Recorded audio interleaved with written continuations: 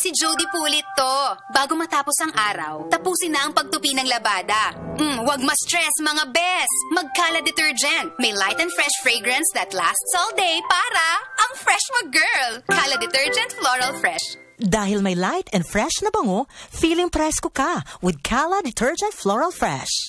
That portion was brought to you by Kala detergent Floral Fresh. Kahit madaming labada, ang fresh mag-girl. Hi girls! Si Jody Pulit to. Bago matapos ang araw, tapusin na ang pagtupi ng labada. Wag ma-stress mga bes. Mag-Kala detergent. May light and fresh fragrance that lasts all day para ang fresh mag-girl. Kala detergent Floral Fresh. Dahil may light and fresh na bango, feeling presko ka with Kala detergent Floral Fresh. DZXL 558. Nangunguna sa inyong mga radyo. Maaasahang public service. DZXL 558.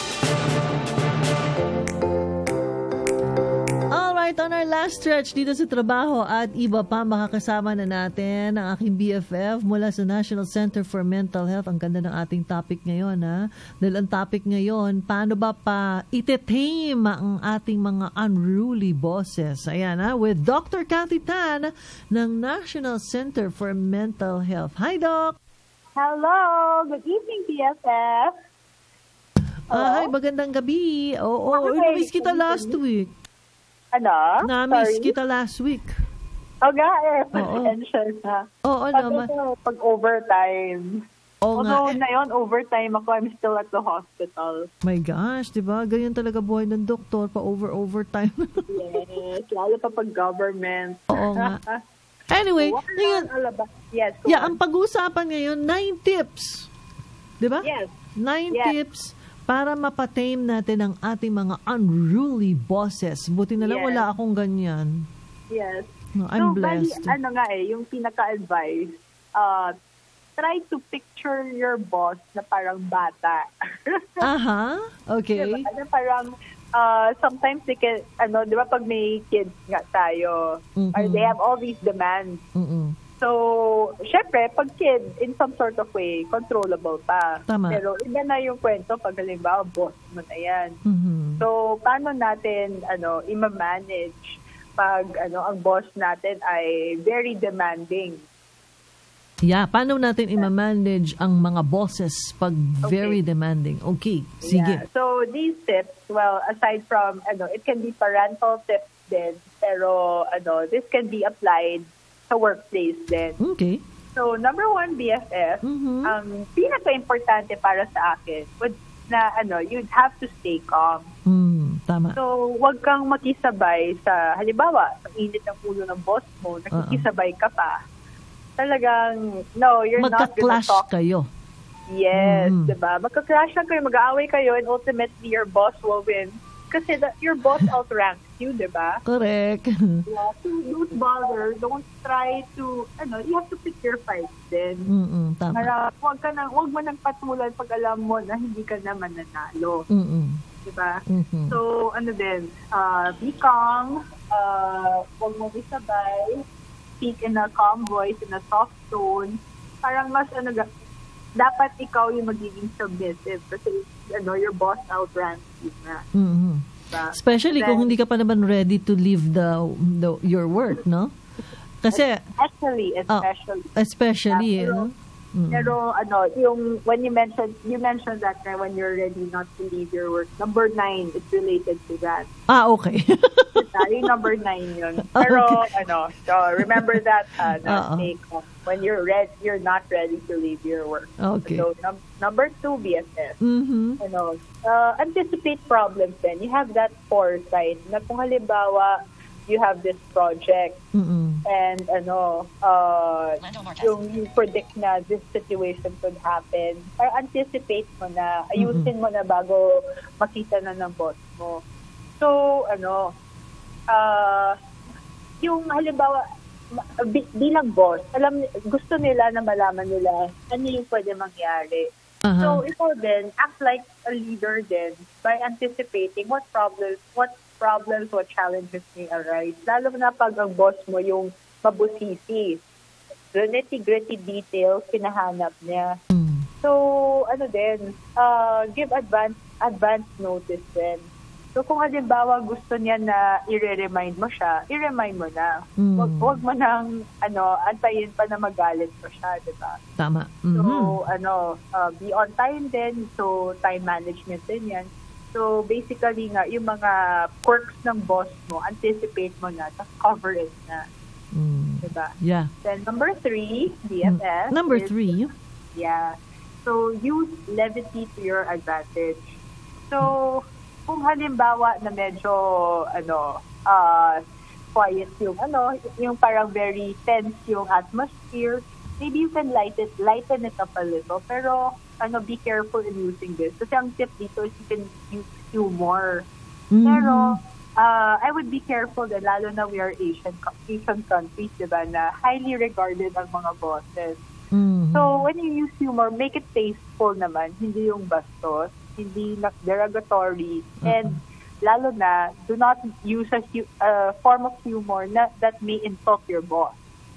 Diba? So, okay. Yeah, so, be very, very careful. Hindi, tsaka may mga iba very, yung kanilang mga jokes are offensive. So, dapat hindi personal ang jokes. Yes. Not personal and not derogatory. I think one example na derogatory and it's not funny at all would be the joke of Joey De Leon.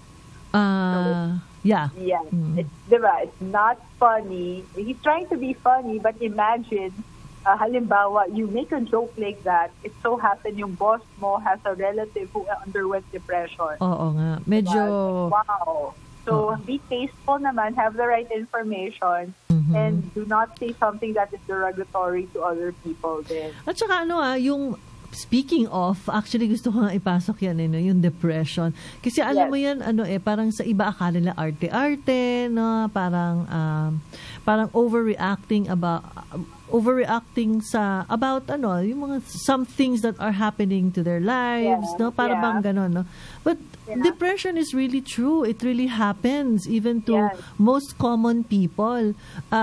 Even sa mga kilala, no? In fact, ang daming mga artista who went through depression. Ang dami, no? One is Sharon Cuneta, no? Inamin niya na she went through depression. Marami pang iba, no? Siguro there are many people who can just bounce back sa depression on their own. Meron ganon. Meron yung iba naman, cannot. Yung mga iba naman, hindi nila alam that they are already in that state, no? Kaya hindi nila alam how to handle, hindi nila alam where to go. Akala nila it's just a natural thing that you go through, no? Or some people na they know, they are aware, pero they're so ashamed to come out and look for a psychiatrist. Correct. Kasi and comments like what Joey De Leon did increases that factor, increases the stigma against depression. Tsaka yung mga going to psychiatrists. Kasi let's face it, hanggang ngayon may mga tao pa rin naniniwala that when you seek psychiatrist, that there's something wrong, may mali dun sa iyong wiring, no, or yung isip, no, pero hindi I mean, marami yung kumbaga. Let's just say BFF na halimbawa you go to a doctor, there is something wrong with you. Yeah. So there are specific body parts to that.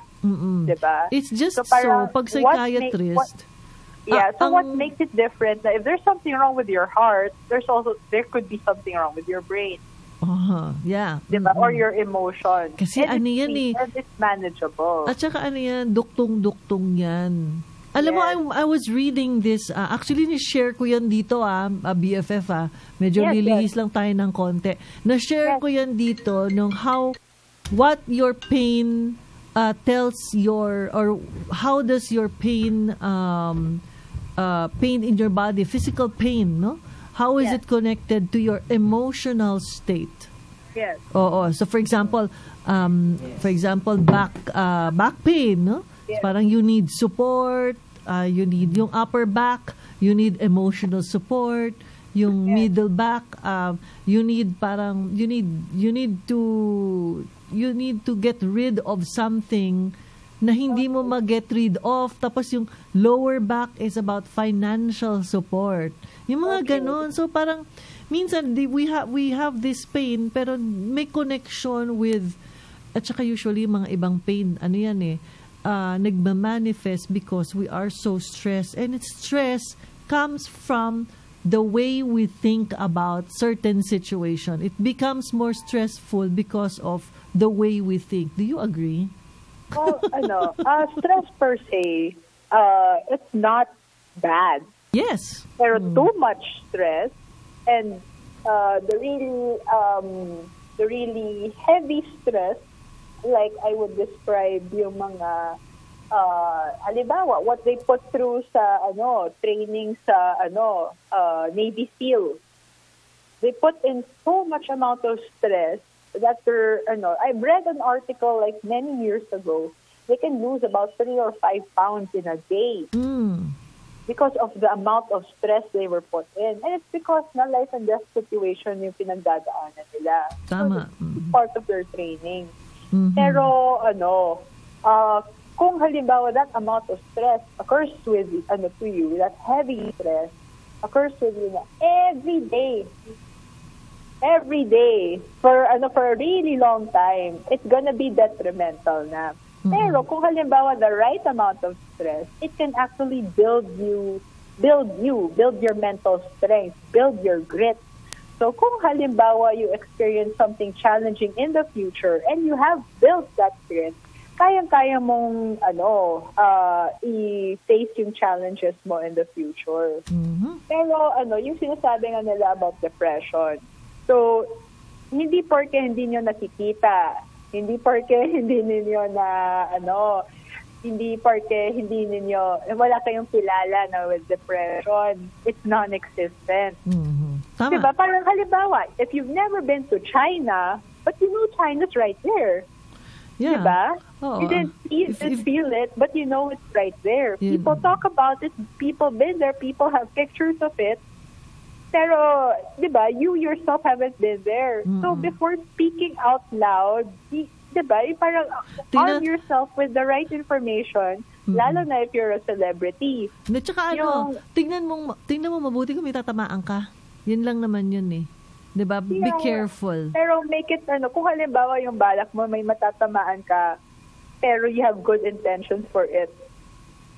Pero if you're gonna degrade somebody else and it's gonna put other people down, I suggest not. Wag na lang. Pero I would like to say na, what I heard, because I don't have first-hand information on what actually happened, but what I've heard is, he made a beautiful apology naman. I hope tama nga yung sinabi ng source ko. It was a good apology naman, and thankfully he pointed out that at least people are starting to talk about it, and I hope it will never happen again na gagawa ng comment na ganyan that is really distasteful.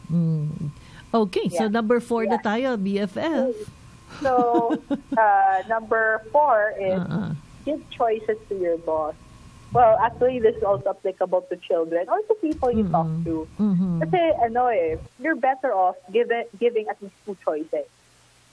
So, halimbawa, you want na, boss, yung itong event natin, gaganap, do you want it in venue A?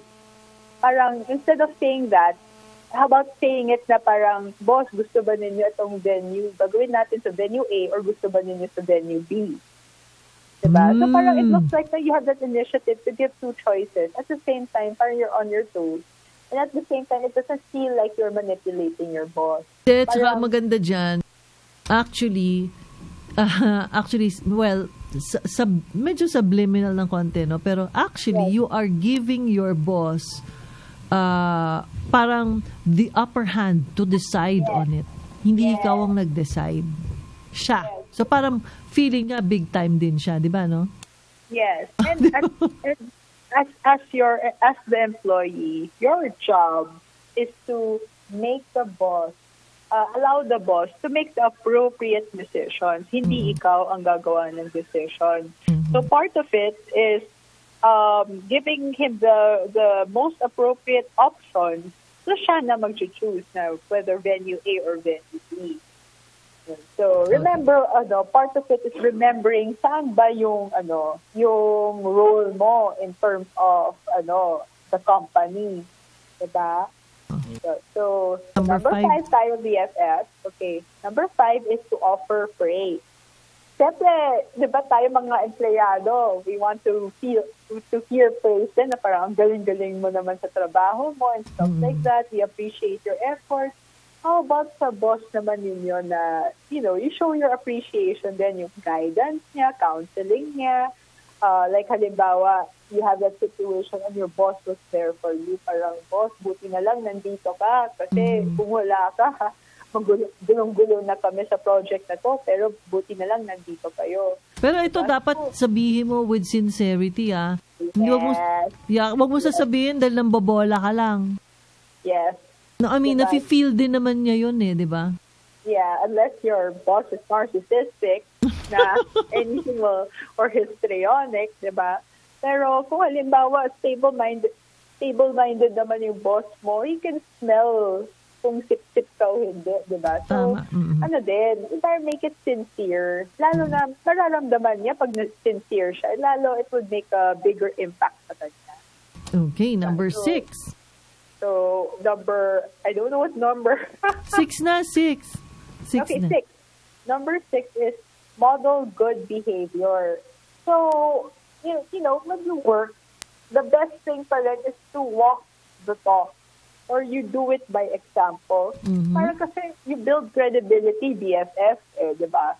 Na kung halimbawa, you say this, and then your boss will know that he can rely on you when you say this will happen. Di ba? So, like example, like ako kanina we had an event kasi na na-pull out yung mga residents namin. So, parang bahala na ang duty resident. So, it's like, we call it skeletal force or minimal amount of doctors to handle the hospital. And then ako naman, I told my boss, it's like, Doc, I will stay put so that in my section, at least, I know na things are going to be going smoothly. And I can see naman my boss was like saying, buti na lang, we have competent doctors in our section na who are willing to stay put and do our work para ma-lighten naman lang load yung sa mga duty doctors natin. So kahit papaano na even I'm at a level na I don't have to do the heavy lifting, I am willing to do the heavy lifting considering I have this physical disability pa. Diba? So, parang have that, set that example din. So, even me na as a consultant already, so kung halimbawa I tell my residents to do this and do that, they know I mean well because they see me do it myself. Diba? So, right. It builds more credibility, DSF. Correct. Yes. Okay, so, number 7. Number 7. Ito, very important to. Keep it brief. So, kung halimbawa may sasabihin kayo sa boss mo, wag na ninyong habaan, wag na ninyong paikot-ikot na lang. Kasi yung attention span natin medyo maikse. Lalo na puro cellphones na tayo. We want something na bright and shiny and everything. So, the key to good communication is brevity. So, akala natin pag mahaba ang sentences, we actually sound smart, which is not true. So, better keep it short and straight to the point para agad-agad mag-get ang boss mo. Okay. So number 8, give the full picture. So kung halimbawa may certain situation na kailangan mo sabihin sa boss mo na halimbawa hindi mo ma-meet yung deadline, sabihin mo na bakit. Actually, BFF, I encountered the situation na I encountered the TV show na if you want somebody to believe in you, you state the reason why. But I cannot make it to the party because to state it why, it makes it more believable. So, kung halimbawa you give a reason already to halimbawa you cannot meet the deadline. Sabihin mo sa boss mo, pero make sure it's a valid reason din naman. Para mas maniniwala din yung boss sa'yo at makikita niya na reasonable yung empleyado ko. So, sige, I will give leeway. Diba? So, mas maganda na bigay mo na yung full picture para mas maintindihan din ng boss mo yung sitwasyon mo. Ayan. Yeah. Alright, so, number 9 na. Number 9 is set boundaries. So, ito yung sinasabi natin, di ba kanina, yung stay calm, and then you mentioned BFF. Stay calm, lalo na if, you want to keep your job, pero ito, when you set boundaries, kung halimbawa abusive na talaga yung boss mo, chronic bullying na hindi naman, angkop sa sitwasyon, yung paggalit niya sa inyo, maybe you need to seek help sa yung mga group ninyo that supports the employees, or yung mga group ninyo na yung how do you say it, para those, I forgot those terms pero those group that would help the employees fight for their rights. So kung halimbawa people who are collectively abused by the certain boss, maybe you have to file a complaint already to HR. Ayun. Diba? Okay. Na lalo na kung labag siya sa batas. Tama. Yes. All right. Thank you very much, BFF. Greener pastures, BFF. Yeah. Yes, BFF. Thank you. Okay, thank you. Good night. Good night. Thank you very much. Alright, mga kasama, nakausap po natin ang isa pong psychiatrist mula po sa National Center for Mental Health. Ito, pahabol lang, may announcement daw si Lando Marquez. Kuya Lando, maikli lang, maubos na oras. Magandang gabi, Ma'am Princess, at maikli lang sa ating mga kababayan. Napaka-importante po ito, Ma'am Princess. Pasensya ka na. At nagsimula kanina ay mayroon tayo yung Car Manufacturers Association of the Philippines, ay mayroong ginanap kanina na presentation doon sa mga unit ng mga qualified. Ito yung compliance doon sa Clean Air Act natin na Euro 4 na mga makina ng mga jeepney. Kaya iniimbita natin yung ating mga kababayan para makita po nila yung mga napakaganda ng mga unit na ipapalit sa mga ating mga sasakyan, di ba, ng mga luma. At nandyan sa Philippine Trade Center ng ating Philippine Trade Center sa Pasay, kanto po ito ng Rojas Boulevard at saka Buendia, ay subukan nila, Ma'am Princess, na pasyalan, puntahan. Napanood nila sa telebisyon kanina ito, kaya napakaganda na imbitahan natin yung ating mga kababayan, o kaya tumawag sila, Ma'am Princess, sa telepono para makapunta sila 664-9760 at saka 0925-379-8310 at saka dito sa 889-5829. Kinukumusta ka pala, Ma'am Princess, ng aking anak, si Janjan. Kumusta ka na raw? Oo, mabuti naman. Siyempre, dapat magkita kami ni Kuya Janjan. Alam mo naman yung aking junior ay talagang yung kaibigan ko, mga kaibigan niya na rin. Kaya kinukumusta ka, nandito si Janjan. Ay, kamusta ka, Kuya Janjan? Magkita tayo minsan. Kaya bukas, Ma'am Princess, at sana at puntahan nila yung napakagandang exhibit, at sa darating na November 10, Ma'am Princess, kasama na lahat yung global manufacturers. Okay. Dahil open market na tayo sa buong Asia, di ba? Tama. Globalization. At makikita nyo na doon, pati yung solar, electric vehicle ay kasali na po doon. Alright. Okay, maraming salamat, Ma'am Princess, at mabuhay ka. Salamat. Kuya Lando Marquez. Okay, puntahan nyo, Field Trade, tomorrow, ha? Diyan po yan sa may Rojas Boulevard. Live your best life and of course, be a blessing to others. Mga kasama, ito po si Miss P. Princess Javier Castro. Kita-kita tayo tomorrow, Friday edition ng Trabaho at Ibaba 7:30 at sa hapon 3 p.m. Friday edition din ng Bantay OFW at ang Batas. Ito ang inyong radyoman, Miss P. Princess Javier Castro. Dito lamang yan sa DZXL 558 Tatak RMN.